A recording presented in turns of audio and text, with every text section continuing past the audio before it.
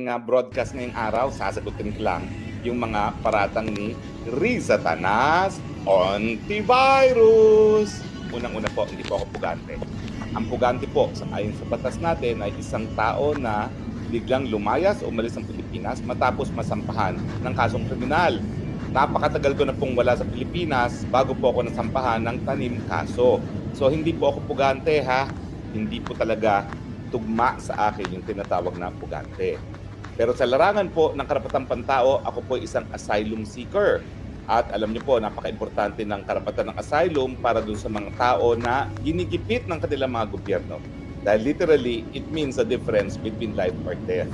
So hindi po ako pugante, ako po ay bona fide asylum seeker.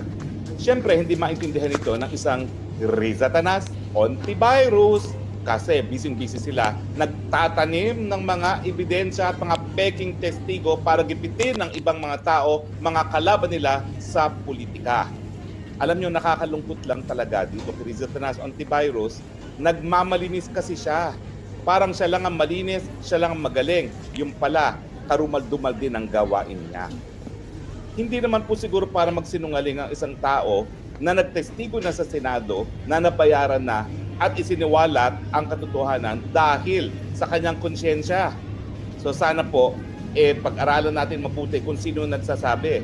Isang tao na hindi matanggap ng konsyensya ang pagsisinungaling at dahilan na nagipit ang ibang tao gaya ni Pastor Kibuloy, si FPRRD at si VP Sara, o isang tao na nagdanais maging presidente sa pamamagitan ng pagpapapansin kasama na ang pamimeke ng mga testimonya at ng mga ebidensya, hindi lang po sa Senado, kung hindi sa ating hukuman.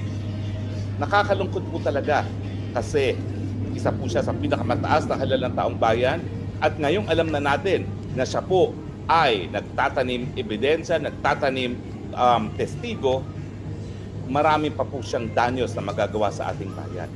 Kaya nananawagan po ako sa lahat, kinakailangan kapit-bisig po hanggang mapatalsik sa Senado ang mga nagtatanim ebidensya, nagtatanim testigo, at ako po ay nagbibigay pugay dun sa mga naghain na ng ethics complaint laban kay Riza Tanas Ontivirus.